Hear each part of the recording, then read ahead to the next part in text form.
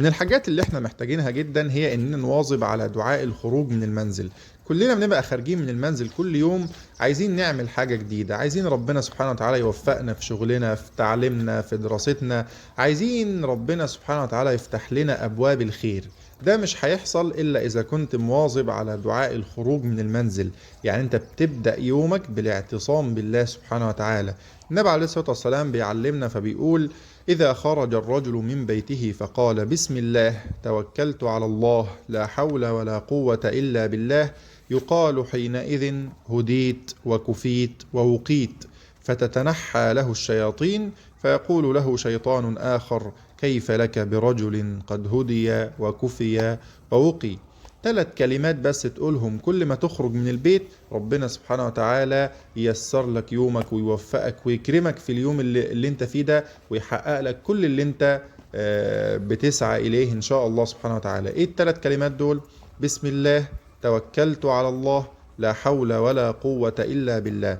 بسم الله يعني يا رب أبتدئ اليوم ده باسمك، يا رب بارك لي في اليوم ده ببركة اسمك سبحان الله العظيم.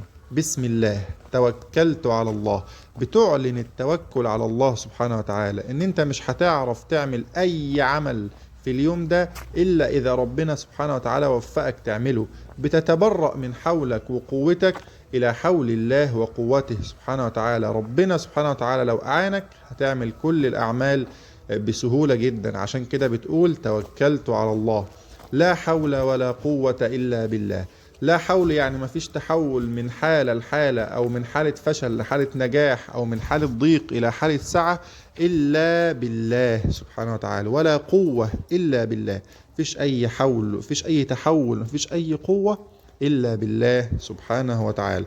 لو قلت ال3 كلمات دول، الملك أو الملائكة هتقول لك هديت وكفيت ووقيت. 3 حاجات: هديت، ربنا سبحانه وتعالى هيهديك في اليوم ده، هيهديك تختار اختيارات صحيحة، تعمل حاجات صحيحة، تسلك طرق صحيحة.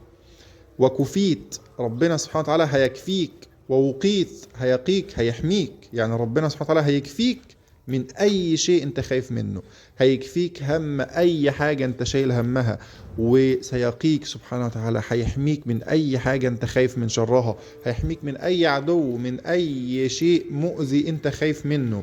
هديت وكفيت ووقيت، يعني لما تقول الدعاء ده وانت خارج من البيت كل يوم، الملائكة هتقول لك هديت وكفيت ووقيت، وهتحميك. يعني انت كده ماشي في حماية الله سبحانه وتعالى، في حماية الملائكة. الملائكة بتحوطك وترعاك وتحميك. له معقبات من بين يديه ومن خلفه يحفظونه من أمر الله. وايه كمان بقى؟ وهدية كمان: وتتنحى له الشياطين. يعني انت ماشي كده في موكب الملائكة ده وانت خارج لشغلك او لمصلحتك اللي انت رايح تقضيها، في موكب الملائكة، وكمان الشياطين بتتنحى عنك، بتبعد، بتهرب منك. تمام، زي ما احنا عارفين عن سيدنا عمر كده ان هو كانت الشياطين بتهرب منه، ولما كانت بتشوفه ماشي في طريق كانت بتسلك طريق آخر. هو بالظبط ده اللي هيحصل لك لما تواظب على الدعاء ده. فالشيطان وهو بيجري كده هيقابله شيطان تاني بيقول له ايه انت بتجري ليه من الناحية دي؟ فهيقول له كيف لك برجل قد هدي وكفي ووقي. مش هقدر اعمل له حاجة، خلاص مش هقدر اوسوس له، مش هقدر اسيطر عليه، لانه في رعاية الله سبحانه وتعالى. بسم الله توكلت على الله لا حول ولا قوة إلا بالله.